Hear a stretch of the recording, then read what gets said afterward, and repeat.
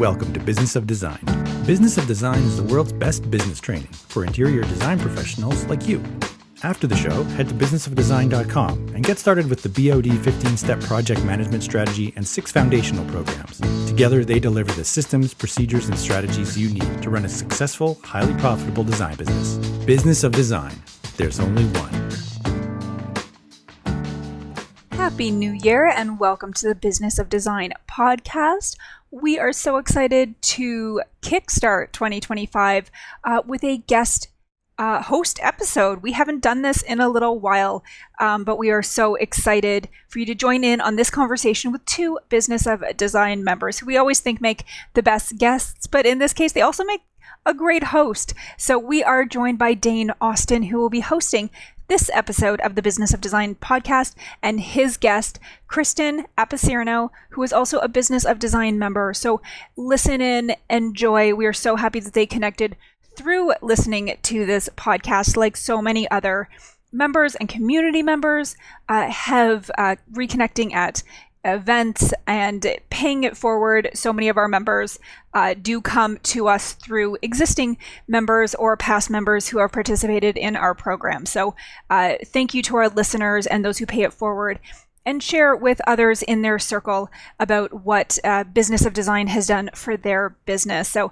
this is just a great example of that. So I will hand things over to Dane. Again, Happy New Year. It's 2025 and we look forward to being part of your success this year. Greetings. Hi, Kristin. I'm so excited to have you on the show today. Hello, Dane. I'm excited to be here. Thank you so much for having me as one of your guests. I appreciate it.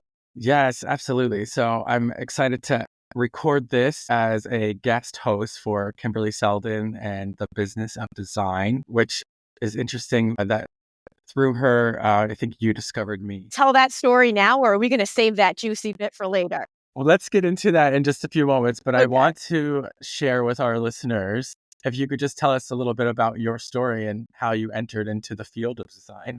Sure. Well, it was a windy road with lots of twists and turns. I do feel like I'm in the right place. I'm 47, and this is my second career. And I started making inroads in design probably about 10 years ago when my youngest was about 9 months old. I went to school at Northeastern for broadcast communications, and after which I spent the first 15 years in the radio business working for commercial radio stations in Boston. And I really thought that that was my calling, except after 15 years, I was pretty much dead inside working in the marketing and advertising avenue of radio. And we were handsomely compensated, and I found myself to be, 35 years old. I had all the things, but I had no time to enjoy any of them. And when my second was born, I remember one day my oldest child, I was leaving for work, and he was about 2 at the time, and I had a newborn, and they basically spent 6 a.m. to 6 p.m. in daycare every single day. I lived about 40 miles from the radio station, so it was quite a commute every day into the city. And I remember one day, it's going to make me so upset, but he said to me, "Mom, do you think I'm ever going to be able to eat breakfast at home in my pajamas?" And I was like, man, I'm doing something wrong. If I'm working 60 hours a week, working in media sales, and my kid's win is eating breakfast in his pajamas, My gosh. So I told my husband, I said, I'm out. I don't want to do this anymore. Sell the house, sell everything. We had a beautiful, it was our dream home. Really, it was. Sell it. I don't want it. We downsized. We downsized our entire life. We sold the house. And for about 4 years, I just was a stay-at-home mom. And I really had the chance to kind of get off the escalator. I've always been super driven, very career-oriented. But sometimes creativity comes to you in times of peace. And I was whole in that moment. I had my kids, I had my health, they were healthy, and it allowed me to really assess what I wanted to do. Wow, good for you. It's so interesting that your wake-up call was your son's seemingly simple request, but that it shook you to your core for you to have a change of heart and shift your lifestyle to be a better mommy for you. That's amazing. Yeah. That's amazing. I'm so proud of you and happy Thank for you you. It to was have a that. really ballsy move. And my friends thought I was having a nervous breakdown. All my media friends are like, what are you doing? Because I had really built myself up in the media business. I mean, I was managing the #1 radio station in Boston. And my friends thought I was losing my mind. Maybe I was. I don't know. But it was the right thing, though. Well, I love when we were talking before the show and we talked about the fact that there's no golden arrow to success or a golden arrow to the top. Like it is a windy road, as you said. And I think of it like a spider web or like a bullseye, like a target, and with the center being that goal or that success. But how you go in and out and around and up and down and eventually make your way into that. And for this to be a second or third career, I think that's what a lot of people do, finding themselves in the world of design. So I commend you for your tenacity and your ambition and drive to make your way. Thank you. I realized that you work with a dear friend of mine and HGTV personality, Tanya Nyack. She's based in Boston as well. So I was wondering if we could chat about mentorship and learn about your experience working with Tanya and how that shaped your approach to design and your entrepreneurial spirit. Yeah. Well, she has great things to say about you too, Dane. And so It's nice. that's another crazy story. I really do believe that the universe puts you in the right place at the right time. So I have followed Tanya's career for a long time because, again, I always was interested in design, but I thought, this isn't going to happen for me. I'm in media. Like, it's completely not even in the same realm. So one day I was lying in bed, scrolling through Instagram. Tanya posted something about being from Boston and she always remembers her roots. And I commented on her post, and I very rarely comment. And I said something to her like, I've always admired your work. You're an inspiration and you continue to be. I'm about to start my second career in design and I hope to follow in your footsteps or something along those lines. And she DM'd me back. Wow. And I was like, wait, what? Now what? Oh boy. Okay. And so she DM'd me back and she tells me now, she said, I don't know, Kristin, I just felt like you were a normal person. I was like, well, now the cat's out of the bag. We know that that's not true, but thank you for DMing me back anyway. So she DM'd me back and one thing led to another. And we talked on the phone for like 40 minutes and I felt like we were really kindred spirits. And she invited me to come in and we talked for like 2 hours at her desk about what my goals were, what I wanted to do. And I just remember saying to her, listen, here's my experience. Here's my resume. I'll be your intern. I'll be your oldest intern you ever had, but I'll be your intern. And I don't know what I'm doing here. I just know I'm supposed to be here. And so it turned out that Tanya needed help with some of her marketing and I fit the bill. And so I helped her with some of her marketing and writing and things like that. And in turn, as she says, she gave me my master's in design. That's amazing. I was like, listen, I can't, I've got 2 little kids. I can't go back to school to get a master's. Like, that's not in the cards for me. And she's like, don't worry about it. I got you. And so we kind of had this like symbiotic relationship for work, which turned into a real friendship and mentorship. And I'll tell you, she's as real as they come. And she always knew that my goal was to have my own firm and that my goal was to, give her as much of me as I could. And in return, she would show me the ropes. And she did, and I did. And to this day, I have nothing but respect for Tanya Nyack, and I will always credit her for being a huge part of where I am. You gave me chills when she said that they are as real as they come, because I feel the same way about her. She just has such an open heart, and I know everything is so authentic and genuine. And in that way, I feel like we're cut from the same cloth. Like I just am so drawn to that type of energy. Same. And I appreciate cut through all the crap and go straight to the point. She is just a straight shooter. And like you said, she's authentic and genuine. You know what's great about Tanya? She's competitive, but with herself. Yes. She competes against herself. She doesn't care what anybody else is doing. she wasn't afraid to share the trade secrets with me. She's like, go girl, like I support you. I'm going to lift you up along with me. And I try to emulate that and pay that forward because I think everyone needs someone like Tanya in your career path to lift you up. And she was that person for me, is that person for me. I so love to hear that. My team was asking me the other day, what was some of the best advice that I'd ever received? And I said, I think that finding mentorship and coaching through the right avenues is what is a game changer. It's invaluable.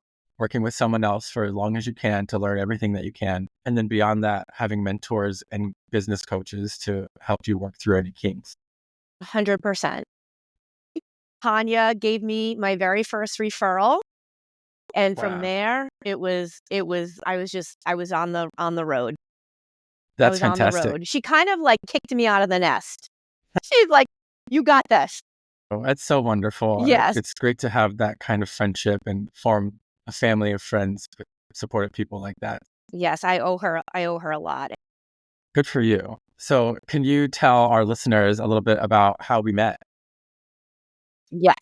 Okay. So as I was kind of in my journey, I started working with Tanya, and then I started doing, listening to a lot of podcasts on my own. I tried to educate myself as much as I could, knowing that I wasn't going to get my master's degree.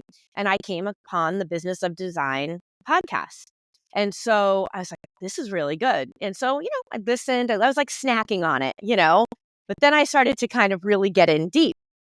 And I started to become on the fence about whether or not I was going to actually pay for the courses and really get everything out of it that I thought I could. And this one day, you put me over the edge, basically, Dane. You put me over the edge. One day, I heard you on the podcast and I heard you talking with Kimberly and I'm thinking, guys, this is Dane Austin. He's from Boston. Okay, let me hear more. And I remember you saying, Kimberly, yes, we follow your plan and we've tweaked a few things to make it feel more like us. But by and large, we have subscribed to the Kimberly Seldon way and we've been incredibly successful. And you were talking all about that.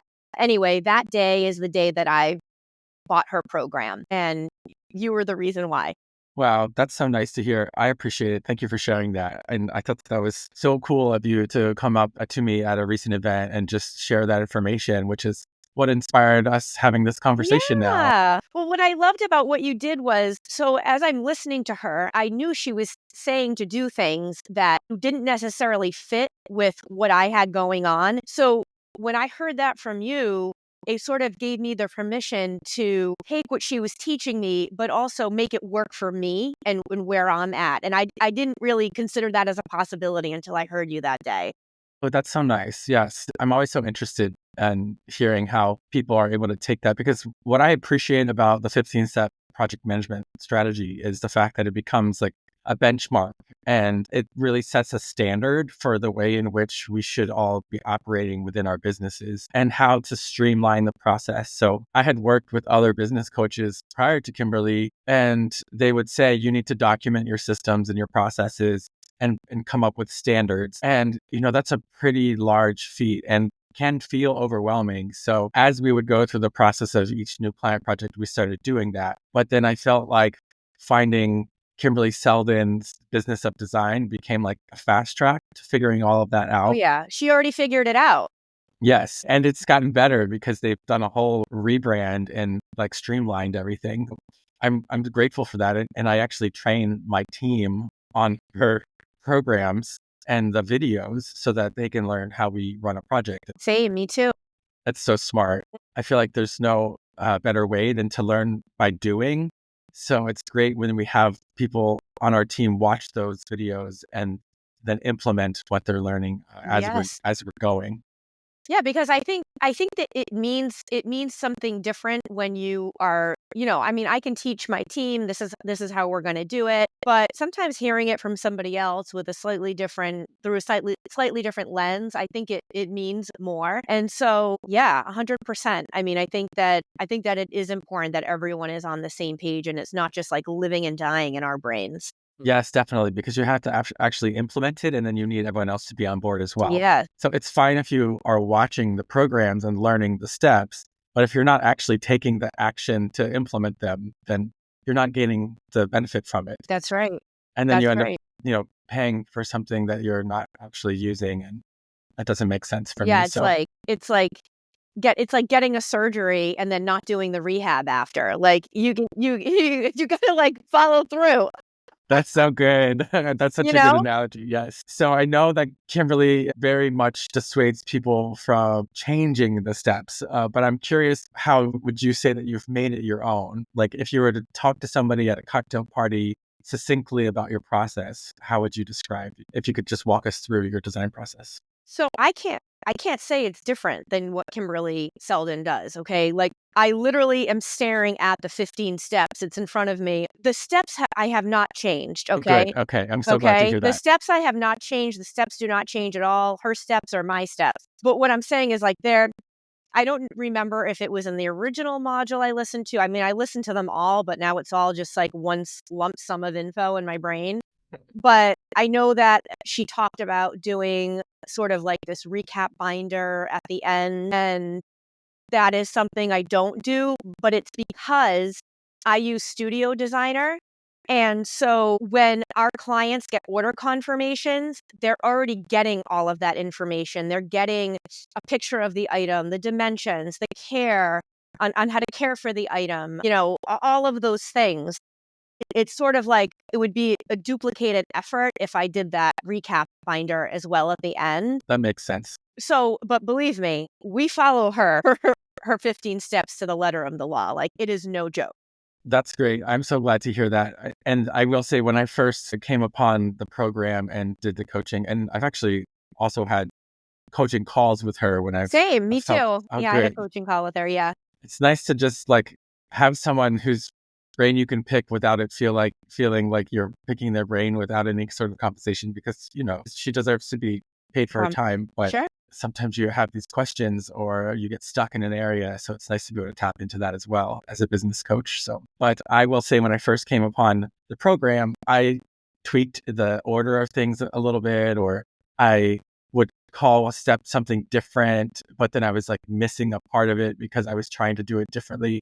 And I would go through a project and I'd say, this got messed up right here. What's the reason? And then it's like, oh, because I changed it. So I'm glad to hear that you haven't changed it. You've just made it your own. And that's what we had to do as well, because it has to be in our voice, in our brand, and like the way that we do things. And I think with the polish and the professionalism, but also the warmth and the humor. So I love having the 15 steps as a guide to help walk clients through the process every step of the way. It's such a relief. Probably not something that people say about it, but I am a systems person and I am a process person. And I will tell you that the first year it took like a year to like learn everything and then, get all of our systems up to date. The first year we made a reverb. We call her Kimberly Seldonizing it.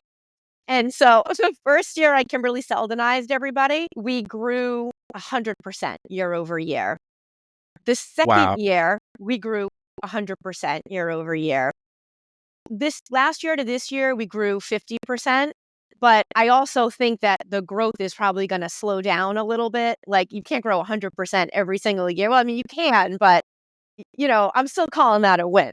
Right. Absolutely. Well, and I will say 2024 has been a strange year, and historically, election years are slower times, and people who have been wanting to do design and build new homes and renovate have already done that in the last 3 years because they were so hyper focused on it because of COVID. Yeah. And now I think that a lot of the people just want to change course and travel more and not focus so much on their home. So I think there's a lot of factors that go into a little less business growth in this past year that so many of us in the industry have felt. And I'm a part of several different coaching groups and affiliations, and a lot of people throughout the industry are saying that they have felt a slowdown in the last year. So I say that because I don't want people to take it personally and think that they're doing things wrong or not doing it properly.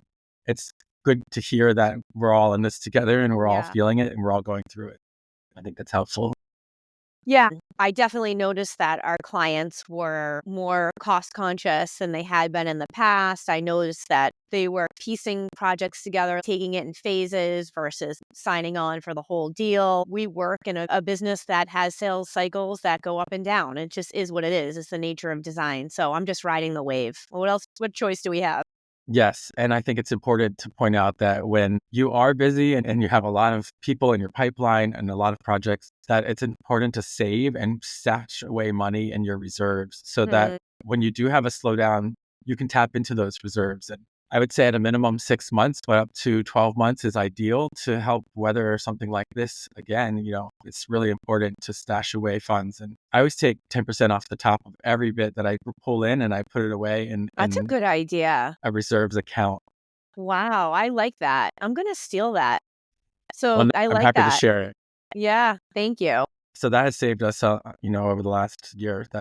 It's interesting to have a lot of press and recognition and awards, but these are from projects that we have wrapped up over the last year or two, and then feeling like a little slowdown as well. But I don't ever really like to take on a project that I'm not fully invested in, and it doesn't feel like quite the right fit, or take it just because you need the money. Like, that's not how I like to operate. So I would rather hold out for the right project to come along. And I once heard that you need 9 no's to get a yes. And we may have only had a few inquiries a month leading up to the election, but directly after, within the month after, we had 10 or 12 inquiries. It's like people are ready to get back to their lives. Yeah, I think so too. I mean, but Dane, don't you think also that there's a place and there's a benefit sometimes to you working on your business versus in your business? Like, in other words, when things are slower,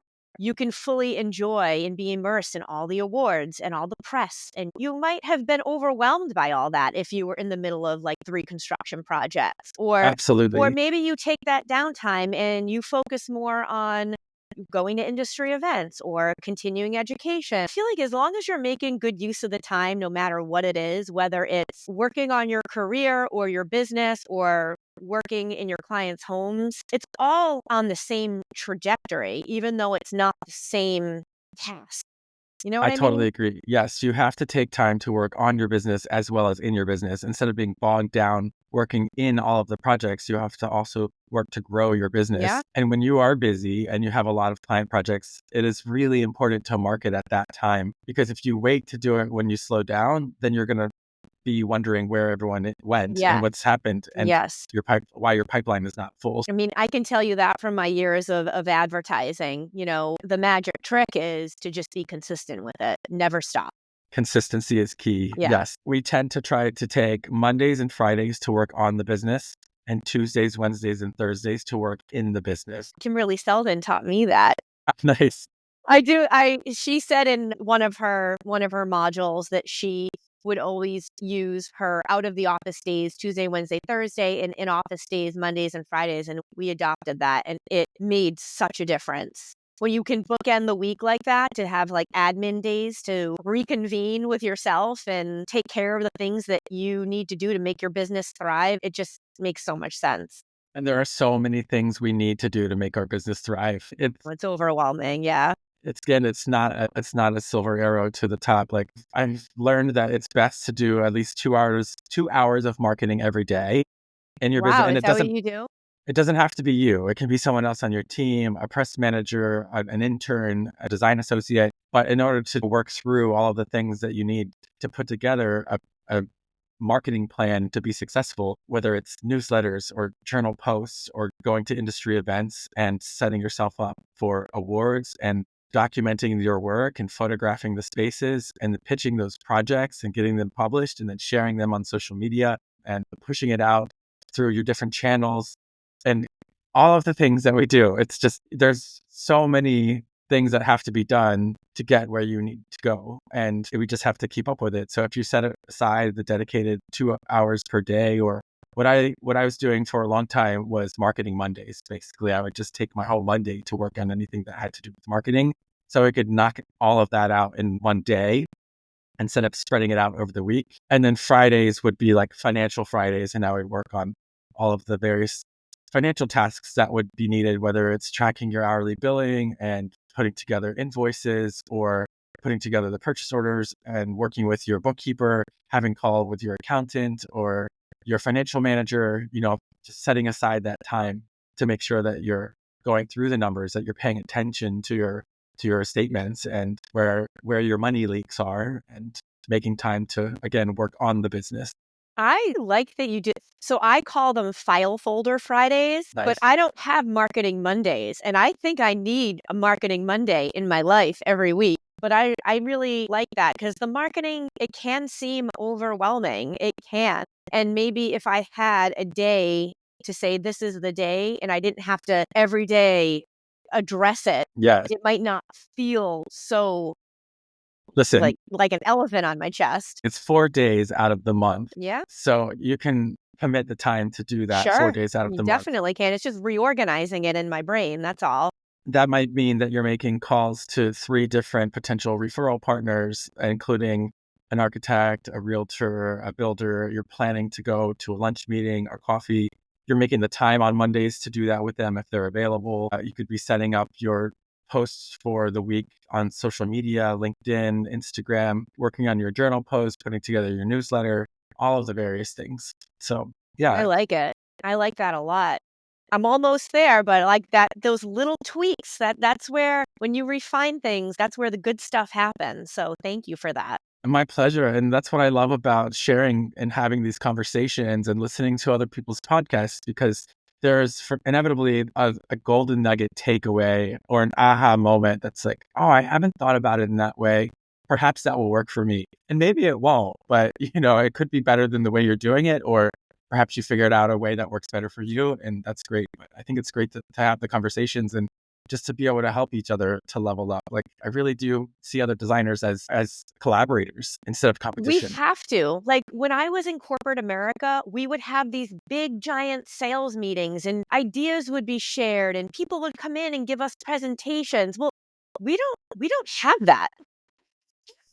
It could be an isolating existence. And so if we don't seek out these comrades, For sure. these other comrades who are in the battlegrounds with us, I think that we are doing ourselves a big disservice. So I see so much value in that. And I don't see other designers as competitors. I just feel like there's plenty for all of us. Absolutely. There's plenty of work to go around, and your client is not my client. And Definitely we can be friends and help each other figure out whatever your strength is might be my weakness, and vice versa. And how do you share and help each other level up? So Amen I think to that.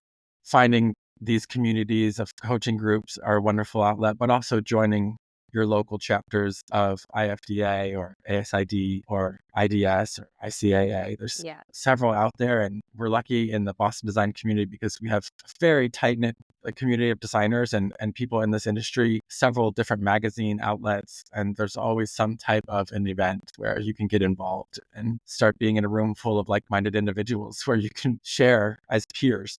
That's one of our commitments for this year. We were just actually talking about that, another designer on my team, how this year we really want to focus on. I joined IFDA this past year, and we really want to go to as many events as we can and, meet the people and absorb the knowledge, the collective knowledge from this tight-knit industry. And so we are making a commitment to do that for sure this year. We've talked openly about it.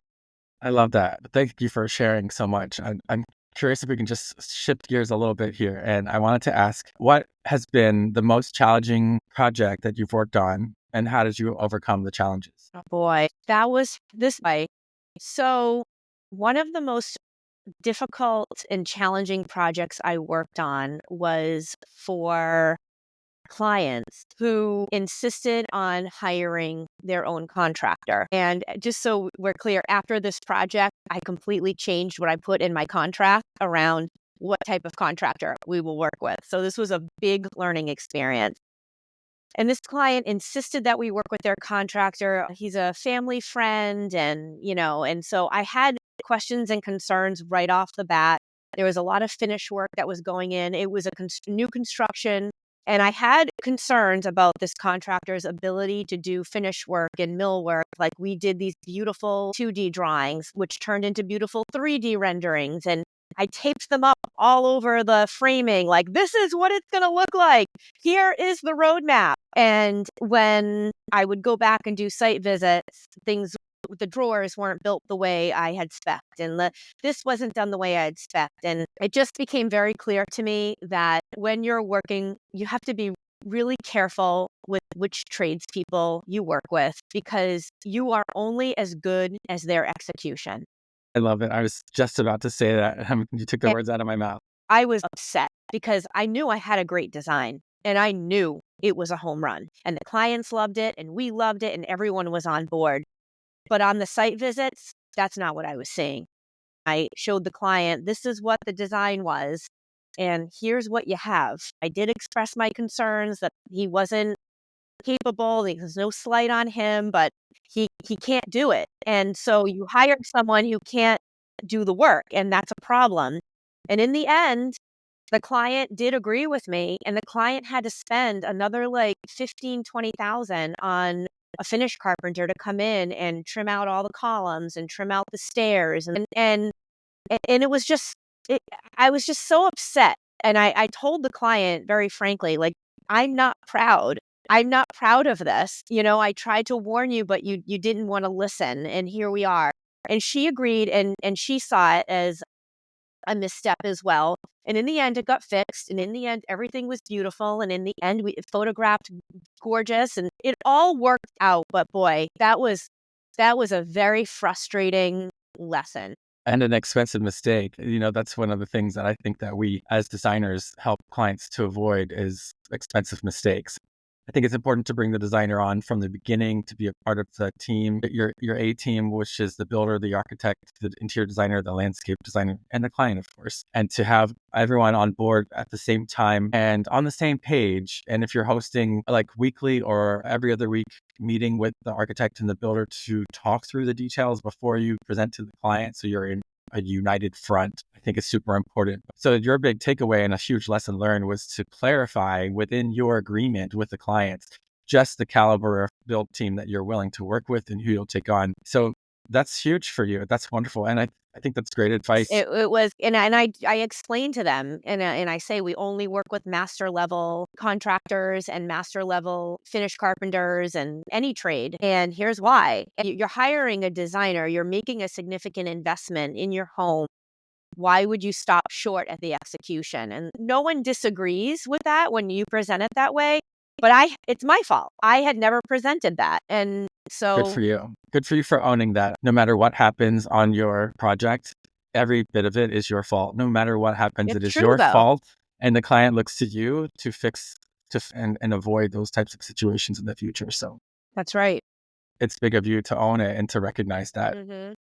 So what's a personal hardship that you have faced, and how does that made you who you are today?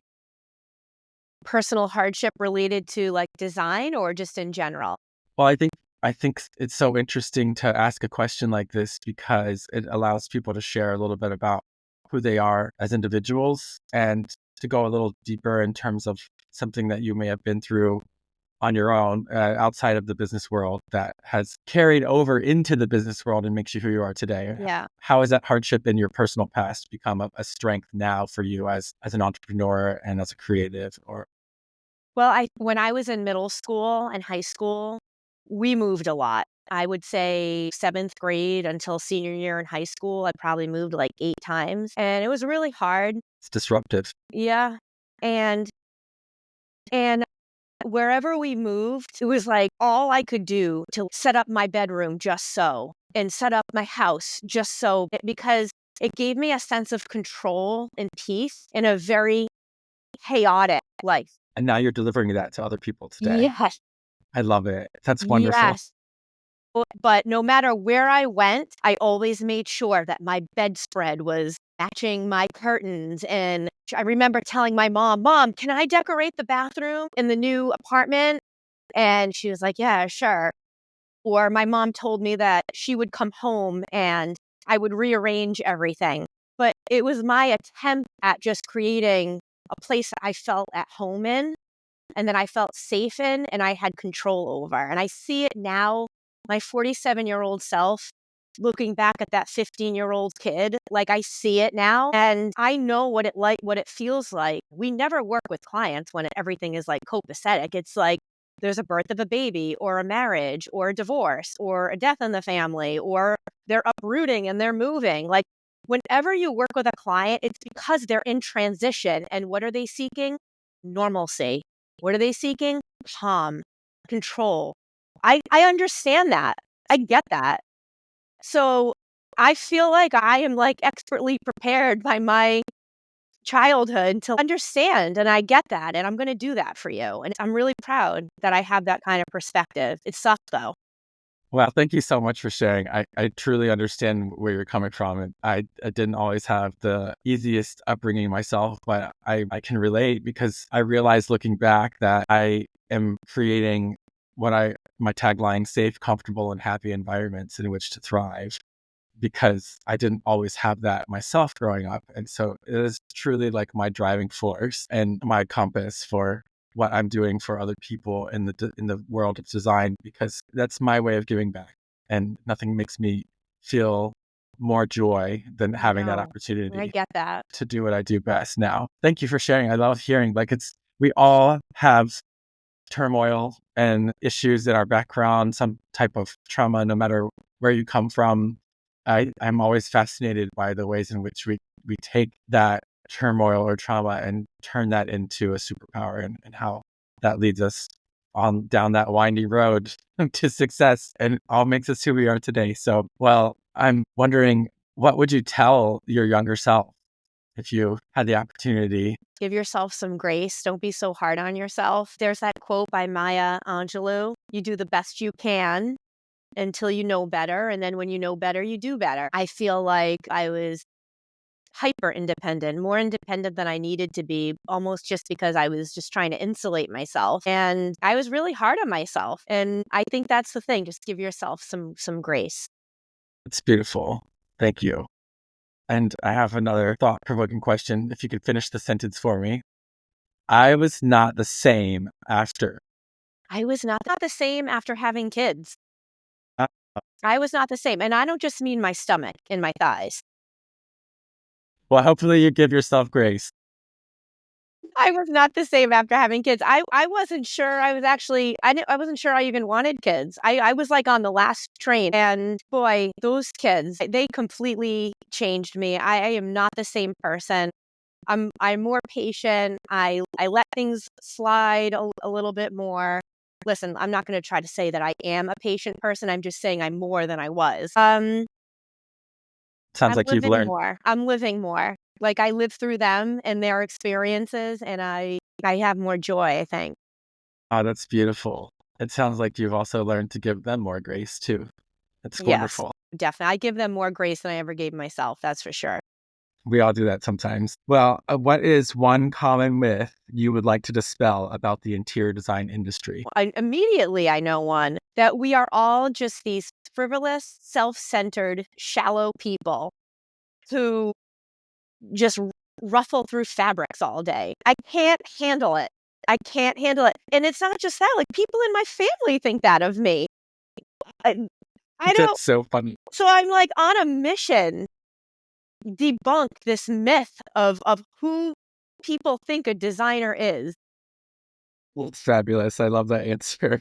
That we just ruffle through fabrics all That's day. what we do all day long, right?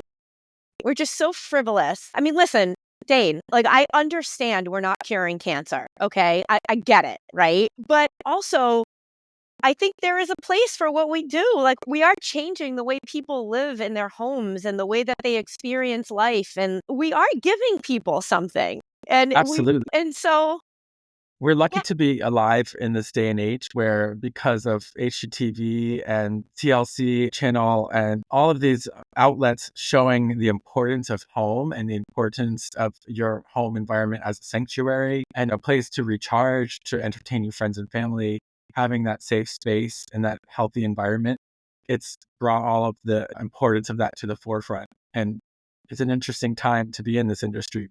I don't think there's ever been more designers in the world than there are today, just because the career is so popular right now. And it's a wonderful time to be involved. It is. And there's so many studies being done on the importance of your environment in your home and how it affects your mental health and your psyche, your ability to learn, your ability to be right with yourself. And it's science.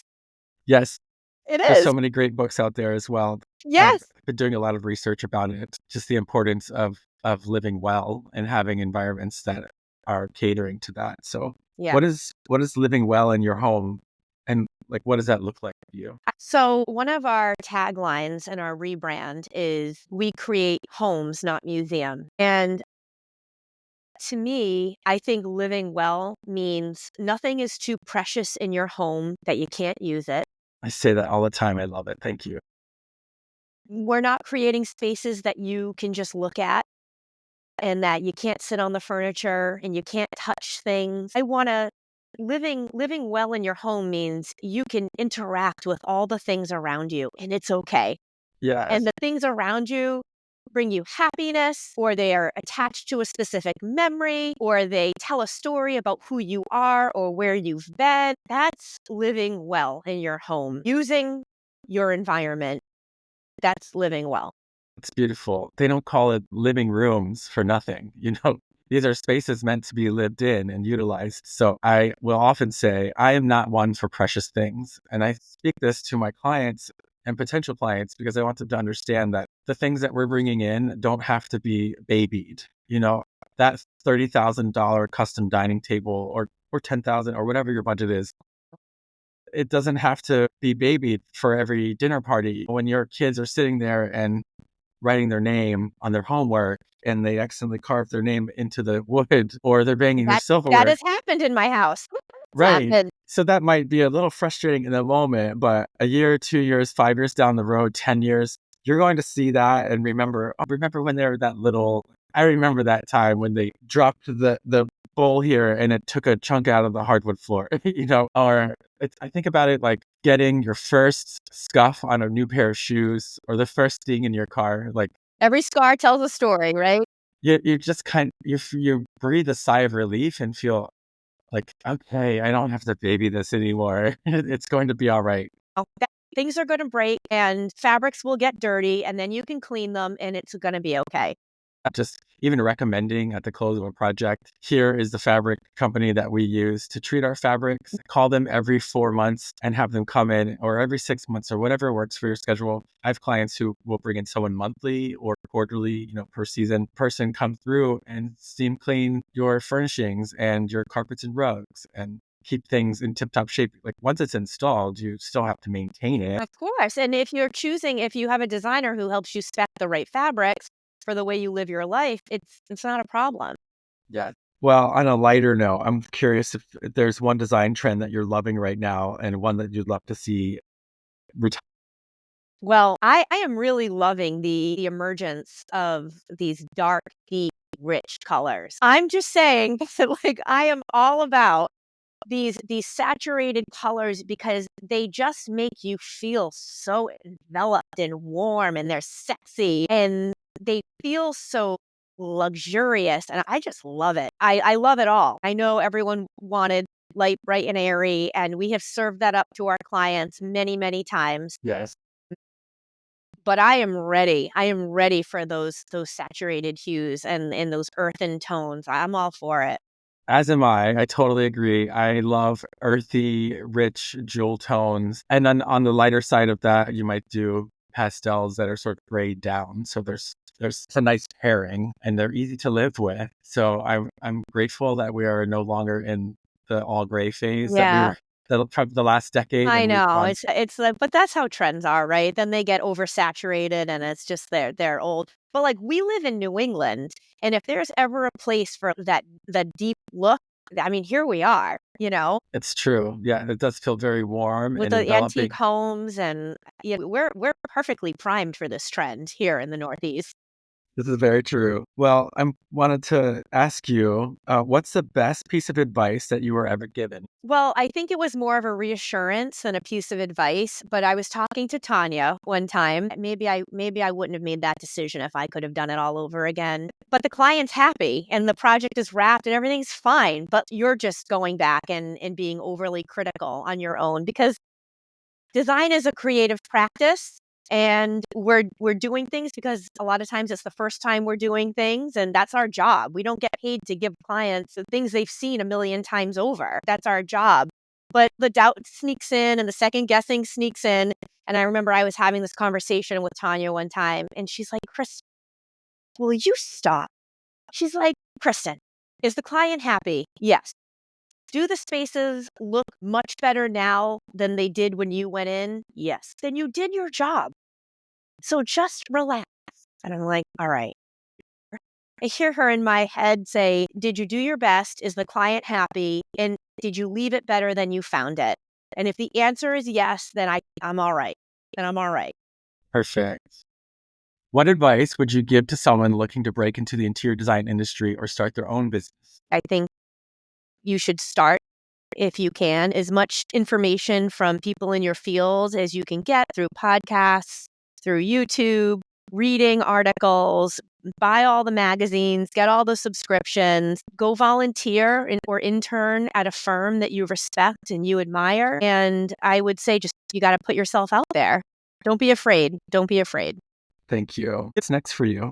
What do you see in your future? I recently, I don't know where I read this, when you're an entrepreneur, that the first 5 years you're in business is for you to get good. And then the next 5 years is for you to get great. So I'm just over here trying to get great, Dane. Okay? Okay, so that's what's next. Well, can you please share, where can our listeners find out more about you and your work and follow your journey? Yes. You can follow us at Glasshouse Design Group on Instagram and on Facebook, and at glasshousederigngroup.com on our website. And those are the best places for you to learn more about our firm and take a look at our portfolio. It's beautiful. And I want to share that people can find me at Dane Austin Design on Instagram and daneaustindesign.com. I love private messages, DMs, and hearing from everybody out there. It always warms me to hear some takeaway or something that you appreciated, some golden nugget and something you learned. So thank you for coming along for this journey, and we appreciate you being on the show, Kristin. Thank you so much. Thank you. I had so much fun. Thank you. It's been wonderful. I really appreciate it. Thank you. Look forward to seeing you at one of the industry events locally. Oh, I'll be there. Thanks for listening and supporting the BOD mission to improve the industry one design business at a time. If you're ready to implement an exact business model for running a streamlined, profitable business, field tested by thousands of design professionals around the world, head to businessofdesign.com and get started today. It's time to dramatically improve your business and transform your life.